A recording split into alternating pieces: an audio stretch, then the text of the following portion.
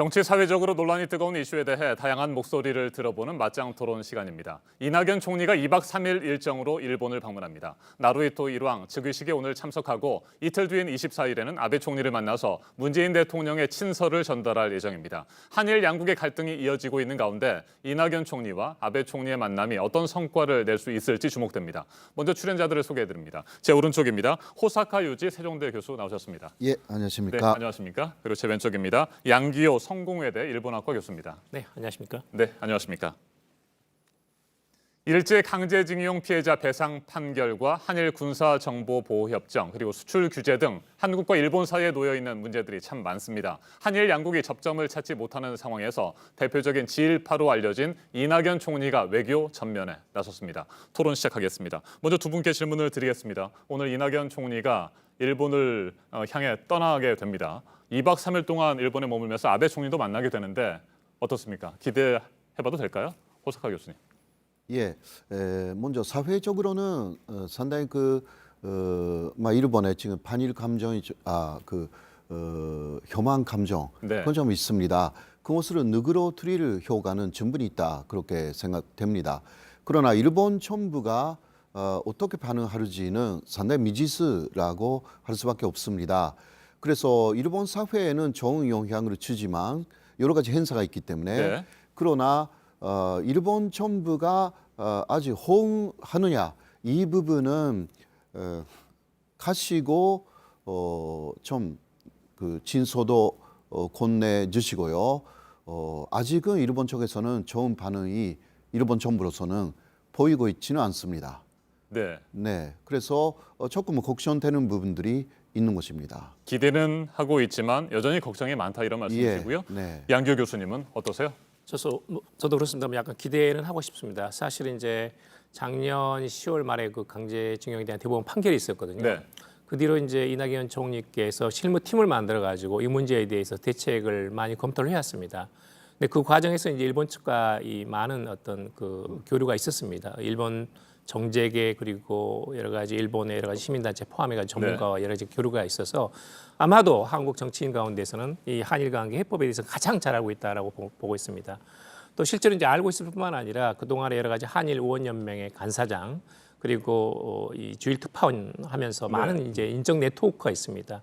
네, 그런 점에서는 이 문제를 풀 수 있는 가장 좋은 적임자라고 생각합니다. 또 한일 양국이 이미 상당히 지금 이것은 절박한 시점인 만큼 이 문제에 대해서 어떻게든 해결해야 되겠다는 그런 공감대를 만드는 면에 있어서는 아마 이낙연 총리께서 그런 역할을 좀 할 수 있을 거라고 그렇게 기대를 하고 싶습니다. 네. 자, 그런데 어제 스가 관방장관의 얘기를 들어보면요. 일본의 입장은 뭐 여전히 변한 것이 없는 것처럼 보입니다. 일제 강제징용 피해자 배상 문제 등에 대해서 이미 한일 청구권 협정으로 모두 다 해결됐다. 이런 입장을 다시 고수했어요. 어떻게 생각하세요? 예, 그래서 현재 한국 쪽에서는 한일 관계를 개선하겠다 네. 이러한 의지가 아주 강합니다. 개선하겠다는 의지가 예, 강하고요. 일본도 사실 마찬가지입니다. 그러나 일본은 그 어디까지나 한국 쪽에서 그 모든 문제를 풀어야 한다. 일본 쪽의 입장은 변화가 없다. 이런 것을 말하면서 상당히 견제하고 있다라고 할 수가 있습니다. 이낙연 총리의 입으로 65년도에 모든 것이 끝났다. 이러한 말이 나오는 것을 일본이 기대하고 있다라고 할 수밖에 없고요. 그래서 현재로서는 지금 해결 방법에 있어서는 특히 강제징용자 판결 문제 거기서 온 경제 보복이 아닙니까? 이 부분에서 일본 쪽의 기본적인 한국에 대한 입장은 하나도 변한 부분이 없다. 그렇게 볼 수밖에 없습니다. 여기에 대해서 현재 무릎 접촉이 계속 있다고 하니까 아직 이틀 정도 정상회담이 아니라 이낙연 총리하고 아베 신조 일본 총리의 회담까지 시간이 좀 있습니다. 그때까지 무릎 접촉에서 어떤 정회담이 해법이 나오냐 네. 이런 것이 관건이라고 할 수가 있는데요. 아직까지는 일본 쪽의 강경한 입장은 그대로다라고 할 수밖에 없습니다. 네. 그런데 일본의 그와 같은 입장과 달리 65년 한일 청구권 협정에 따라서 피해자 개인에 대한 배상 청구권 이 부분이 결코 소멸된 것이 아니기 때문에 그렇습니다. 우리 정부에서는 그렇게 말할 수 없는 상태 아닙니까? 예, 어디까지나 그 65년도에 다 끝났다라는 것은 일본 정부의 주장일 네. 뿐입니다. 그래서 한국 정부의 입장에서는 한국의 입장을 정확하게 또 전달해야 되는 그러한 입장이 될 수밖에 없고요. 그래서 다시 병행선으로 갈 가능성이 없지 않아 있는 것입니다. 이 부분이 본질적인 문제이자 풀어야 되는 문제이지만 일본 쪽의 입장도 막 그 사람들은 극우파이기 때문에요. 네. 자신들의 위기원을 끝까지 관철시키려고 하는 사람들입니다. 이러한 부분에서 협의의 그 가능성이 어느 정도 있는지 좀 냉철하게 보고 가야 되는 부분들이 있을 것으로 생각됩니다. 네, 아베 정권은 여전히 구급파의 눈치를 살피고 있는 상황이고요. 예, 그 아베 정부 자체가 극우파입니다. 아베 정권 자체가 구급파라고 생각하십니까? 네. 네. 알겠습니다. 자, 양규호 교수님, 얼마 전까지만 해도 아베 총리 대화의 필요성에 대해서 강조를 했고요. 중요한 이웃 국가라는 말까지 했습니다. 그럼에도 불구하고 스가 관방장관이 이낙연 총리의 방문 하루 전날 또 그와 같이 예전의 입장을 고수한 것은 무슨 이유라고 보십니까? 이제 일본 측도 이제 일본 정부 자체 이제 공식적인 입장은 바뀌지 않았습니다. 네. 이제 청구권 협정으로 모든 것이 다 해결됐다는 것이고 이것은 일관되게 지금 전혀 일본 측 타협의 여지를 보이지 않고 있거든요. 반면에 이제 지금 빠르면 연내 이제 일본 전범 기업에 대한 자산 매각 처분이 이루어지고 현금화가 되게 되면 물론 이제 우리 측도 어떤 일본에 대한 한일 관계 악화에 대한 부담도 있지만 일본 측도 마찬가지로 지금 그 한국에 대한 외교 관리가 실패했다는 국내 그 반론 또는 반발 같은 거 나올 수 있거든요. 네. 또 뿐만 아니라 이제 일본의 수출 규제라는 것이 우리도 부담을 안고 있지만 일본 측도 상당히 지금 여러 가지 관광 또는 불매 운동으로 피해를 받고 있습니다. 그런 점에서는 원칙은 있지만 이것을 현실적으로 그대로 유지할 경우에는 한일 양국 모두의 타격을 받을 수밖에 없거든요. 근데 그런 점에서는 어떤 타협 지점을 찾아야 되겠다는 그런 인식은 분명히 있다고 봅니다. 저는 이제 기본적으로 한국 정부는 어떤 입장이냐면 이미 대부분의 판결이 나왔고 이것은 민사 소송이기 때문에 한국 정부가 공식적으로 개입할 수 없다는 겁니다. 네. 따라서 이제 한국 기업하고 일본 기업하고 자발적인 모금으로 대기업 판결이 난 부분에 대해서는 해결해 나가자, 실질적인 구제를 해 나가자는 것이 이제 지난 6월 19일 날 나왔던 한국 기업하고 일본 기업의 1+1위거든요. 네. 근데 반면에 이제 일본 정부는 일본 기업은 절대 그 모금 또는 기금에 참여할 수 없다라는 입장입니다. 단지 일본 기업의 실질적인 손해가 발생하지 않는 한에 있어서는 대화할 수 있다, 타협할 수 있다는 그런 입장도 있습니다. 근데 그건 뭐냐하면 이건 이제 자발적인 모금이기 때문에 그것을 어떻게 해석할까 하는 그런 문제도 있거든요. 근데 그런 점에서는 타협의 지점이 완전히 없는 것은 아니다라는 네. 것이고 지금 이미 이제 조세형 차관이 일본에 가 있습니다. 그리고 일본의 외무성에 아키바 차관하고 지금 협의가 있을 걸로 저는 예상을 하고 있습니다. 그런 점에서는 실무선에서 어떻게 이 타협 지점을 만들어낼 것인가 또는 그것을 바탕으로 해가지고 대국적으로 이런 그 한일 양국의 정상이 톱다운 방식으로 이 문제를 해결하겠다라는 것으로 만들어 나갈 것인가. 사실 저는 이 문제는 해결한다는 의지가 있다면 한일 양국 정상이 저는 해결하지 못할 것도 없습니다. 그런 점에서 양국 정상의 어떤 의지가 중요하다는 걸 좀 말씀을 드립니다. 네, 강제징용 피해자 배상과 관련해서 1+1 안에 대해서 설명을 해주셨습니다. 한일 기업들이 공동으로 기금을 마련을 해서 피해자들에게 배상을 하는 부분인데 최근에는 1+1 플러스 알파 얘기가 나오잖아요. 한일 기업들뿐만 아니고 한국 정부가 일부 자금을 대는 부분에 대해서도 많이 나오는데 그런 카드를 우리가 지금 제시할 필요가 있겠습니까? 어떻게 보십니까? 그것은 쉽지 않습니다. 네. 왜냐하면 이제 한국 정부가 공식적으로 이 문제에 개입하게 되면 이미 대부분 판결이라는 것은 일본의 전범 기업들이 피해자, 강제동원 피해자들에게 보상하는 내용이거든요. 네. 그걸 한국 정부가 기금을 만든다는 것은 대부분의 판결에 대해서 제대로 이행하지 못하는 부분이 되고 헌법 위반 소송 또는 논쟁이 일어날 수가 있습니다.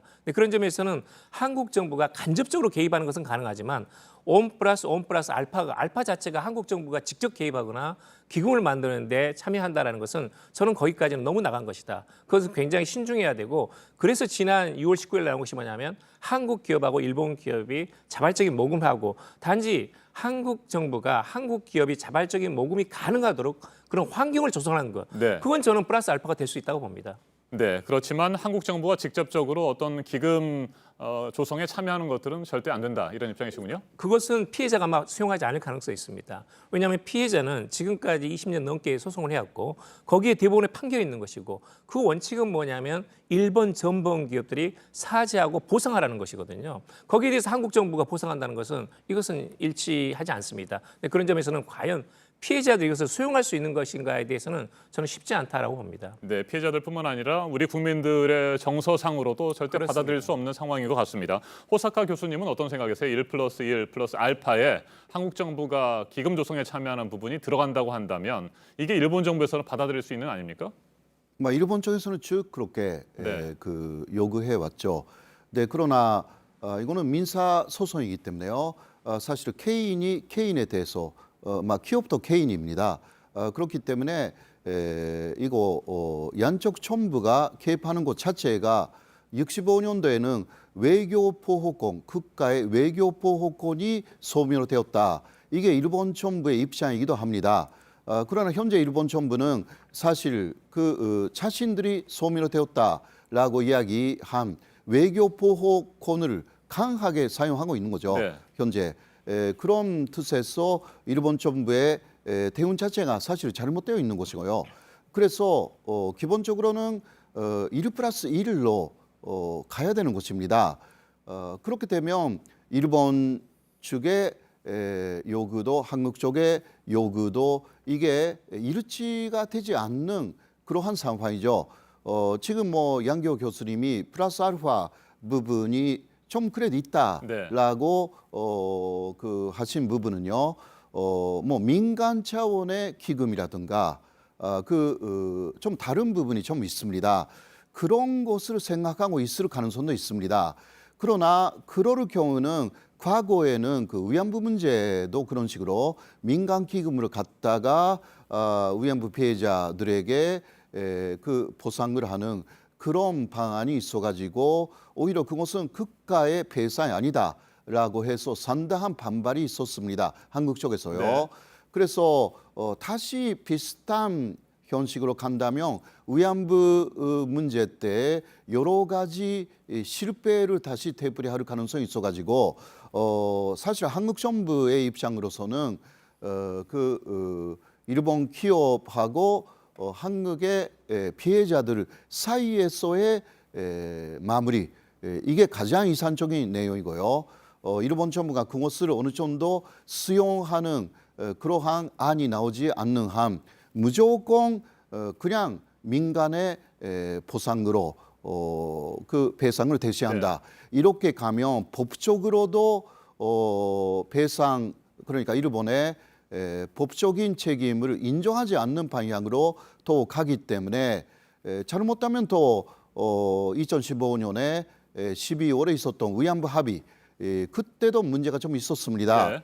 배상이 아니라 보상 15억 엔을 받은 것으로 끝났기 때문에요.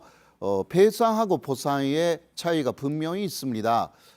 배상이라는 것은 기본적으로 범죄 사실이 있었다라는 것을 인정하는 것이고 보상이라는 것은 합법이었다라는 내용이기 때문에 이번에도 민간 차원의 기금으로 혹시 간다면 그러한 안이 있을 거라고 일단 조금 보여집니다.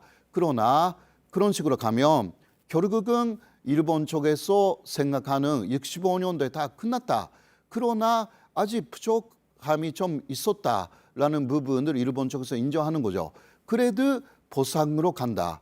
그러니까 일제간접기는 합법이었다. 이러한 주장이 일본에서 쭉 가게 됩니다. 이러한 방식으로 가면 아마도 피해자 분들이 상당히 반발을 할 것이고 한국 정부에 대한 또 하나의 압력이 생길 것이고요. 그래서 위안부 합의 이후에 위안부 할머니들이 많이 반발했지 않습니까? 이것이 다시 되풀이될 우려가 있습니다. 그래서 한국 정부의 입장으로서는 사실상 배상이라는 부분을 관철시킬 수 있는 그러한 위지가 필요하고 일본이 그것을 어느 정도 받아들인 다음에 그 나머지 부분은 좀 생각하자. 서로가 협의하는 그러니까 현재까지 나온 그 판결은 배상으로 일본이 인정하고 그리고 나머지 부분에 대해서는 좀 더 폭넓게 서로가 지혜를 내는 그러한 지금까지도 이러한 이야기가 나왔지만 그 한국의 입장으로는 이렇게 갈 수밖에 없는 상황이고요.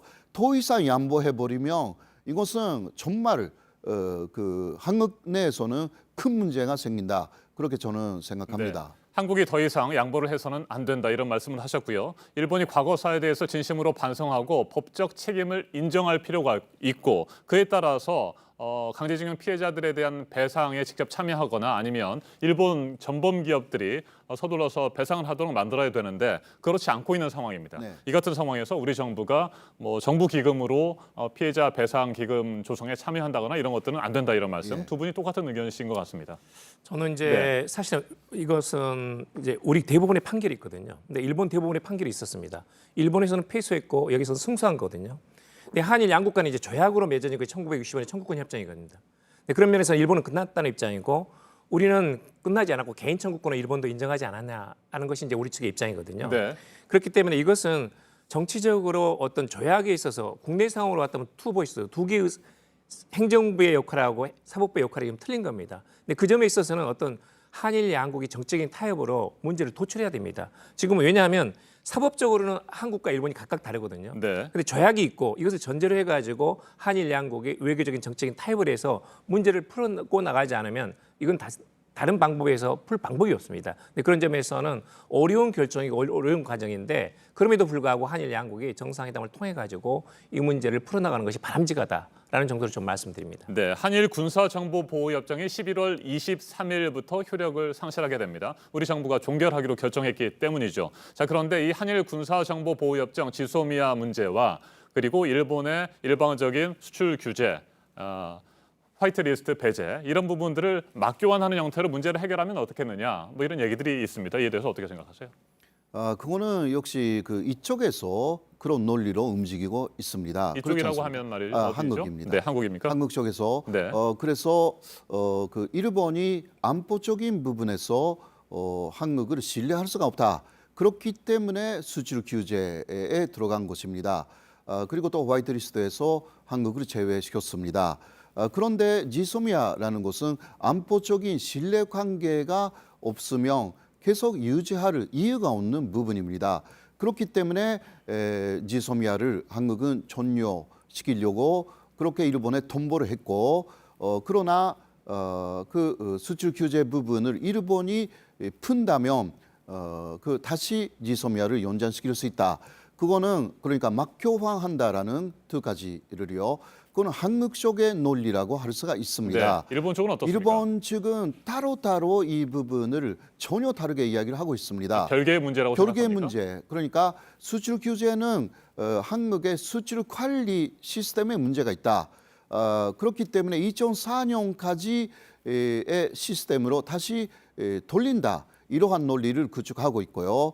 지소미아는 이것은 더 한일 간의 문제뿐만이 아니라 한미일의 문제이기 때문에 네. 미국 쪽의 요청도 있어서 특히 북한 정보 문제에 있어서는 이것은 다르게 협력해 나가야 되는 것이 아닌가 이러한 부분으로 다르게 이야기를 하고 있는 부분이 있어가지고 이것도 이 논리가 먼저 좀 접점을 찾지 않으면 일본이 다시 그러한 일본 쪽의 주장을 할 것이고 한국은 한국 쪽의 주장을 할 것이고요. 접점을 어디서 찾는가라는 부분에서 아직은 그 뭔가 확실한 답이 보이지 않는 상황입니다. 물론 물밑에서 이게 움직이고 있는 것이 있기 때문에요. 사실상 24일에 깜짝스러운 뭔가 합의점이 나올 가능성이 충분히 있습니다. 네. 그거는 2015년에 위안부 합의도 계속 안 된다고 예상되었는데 마지막 합의가 됐습니다. 물론 한국의 상당히 안 좋은 합의였지만요. 그래서 합의가 전혀 이루어지지 않는다라고 보여지지는 않지만 그래도 현재 상황으로는 나와 있는 부분은 대립적인 그 논의만 현재 나와 있습니다. 네. 양 교수님, 일본이 수출 규제 그리고 화이트리스트 배제 결정을 철회한다면 우리 정부로서는 한일 군사정보보호협정 지소미아를 연장하는 것도 뭐 하나의 카드가 될 수 있습니까? 카드는 될 수 있다고 봅니다. 네. 단지 이제 아까 호사카 교수님께서 말씀하셨듯이 일본 측은 지금 안보상의 이유로 이제 수출 규제를 하는 것은 이것은 그 지소미아로 별도 노선이다. 근데 사실 이제 그 논리성이나 정합성이 없습니다. 왜냐하면 일본 측에서 안보상 이유로 한국을 신뢰할 수 없기 때문에 수출 규제를 관리를 강화시킨다는 건데 그러면 그것보다 상위에 있는 개념인 한일 군사정보보호협정에서 지소미아에서 한국을 계속 상대로 해가지고 그것을 연장하자고 일본 측이 지금 요구하는 것은 이건 앞뒤가 맞지 않는 말이거든요. 네. 근데 사실은 이제 이걸 크게 본다면 전체적으로 봐서는 이제 한일 양국에서 신뢰관계가 훼손된 것은 분명히 사실입니다. 그렇기 때문에 특히 그 가장 중요한 원인은 이제 작년 10월 말에 있었던 강제징용 해법에 대해서 한일 양국이 지금 충돌하고 있는 거거든요. 그러니까 일본은 65년에 끝났다는 것이고 이것은 개인 청구권은 그대로 남아 있고 민사 소송이기 때문에 한국 정부는 개입할 수 없다는 입장입니다. 그 점에서 만약에 한일 양국이 이번에 이제 이낙연 총리의 방일 그리고 빠른 시일 내에 한일 간의 정상회담이 이루어지면서 전체적인 측면에서 어떤 강제징용 해법을 한일 양국 또는 피해자 국민들이 수용할 수 있는 어떤 지점을 찾아가지고 합의를 하고 근데 그러면 이제 어느 정도 상당히 한일 양국 간의 신뢰가 진전이 되지 않겠습니까? 신뢰 구축이. 근데 그렇게 전체적으로 된다면 저는 수출 규제, 지소미아 또는 화이트리스트 국가 배제 이런 것들은 나중에 그 풀릴 문제입니다. 이건 하위 변수다. 네. 전체적으로는 강제징용 해법에 대해서 이번에 이낙연 총리께서 가셔가지고 빠른 시간 내에 한일 양국이 정상회담을 하자. 그리고 이 문제를 해결할 의지를 공동으로 확인했다. 이 정도의 어떤 그 메시지를 보낼 수 있다면, 그걸 이제 어떤 기자회견에서 확인할 수 있다면, 그건 상당히 큰 진전이 있는 것이고, 빠른 시일 내에 한일 간의 정상회담을 열어가지고 이 강제징용 해법에 대해서 양국 간의 어떤 해법을 도출해내고, 그리고 거기서 신뢰가 진전된다면 아마 자동적으로 빠른 시일 내에 지소미아 문제 또는 이제 수출 규제 또는 화이트 국가의 문제는 풀릴 가능성이 있습니다. 지금은 이제 중요한 우선순위가 무언가를 다시 한번 우리 측도 확인할 필요가 있습니다. 알겠습니다. 이제 토론을 마무리할 시간이고요. 문재인 대통령의 친서가 이낙연 총리를 통해 24일 아베 총리에게 전달될 예정입니다. 사실 뭐 친서는 이미 다 쓰여졌겠죠. 다 쓰여졌을 텐데 이 부분만큼은 문 대통령의 친서에 좀 꼭 들어가야 된다라고 하는 내용이 있다고 한다면 뭐가 있을까요? 역시 이 간제 지원자 판결 문제에는 인권 문제다라는 부분이 간접되어야 된다 그렇게 생각합니다. 인권 문제는 이것은 절대 견시하면 안 되는 문제다. 지소미아라든가 그 수출 규제 그러한 부분도 있습니다만은 그 한 사람의 인권을 존중해야만이 한국도 일본도 나라가 성립되는 기반이 튼튼하게 국민들에게 호소할 수 있다. 이런 부분은 일본도 공감을 가질 수밖에 없다. 그렇게 생각합니다. 그래서 인권 문제를 부르자라는 내용이 들어가 있으면 좋겠다. 저는 그렇게 생각합니다. 네. 양교 교수님은 어떤 생각이세요? 일단 중요한 것은 이제 이 문제를 해결하겠다. 네. 의지를 분명히 밝히는 게 중요합니다. 일본 측도 지금 어렵지만 일본 측도 양보하기 힘든 부분도 있고 우리도 양보할 수 없는 부분이 있습니다. 이건 인권과 정의 문제이기 때문에 그렇지만 이 문제를 대국적인 차원에서 이 문제를 풀어나가자. 그리고 빠른 시일 내에 적어도 11월 초에는 아시안 플러스 3 타이에서 회의가 있습니다. 정상회담 가능성이 있거든요. 또 에이펙 정상회담에서 칠레가에서 한일 간의 정상회담 가능성이 있습니다. 그건 11월 중순입니다. 이 두 개의 기회를 활용해 가지고 이 문제를 한일 양국이 톱다운 방식으로 정상 간에 통 크게 해결해 나가자는 정도가 메시지가 들어있으면 저는 좀 바람직하지 않나 하는 생각이 듭니다. 알겠습니다. 대표적인 지일파로 알려진 이낙연 총리가 어떤 해법을 찾아서 귀국할지 지켜봐야 될 것 같습니다. 토론 마무리하도록 하겠습니다. 지금까지 호사카 유지 세종대 교수, 양기호 성공회대 일본학과 교수였습니다. 두 분 토론 잘 들었습니다. 감사합니다. 감사합니다. 감사합니다. 고맙습니다.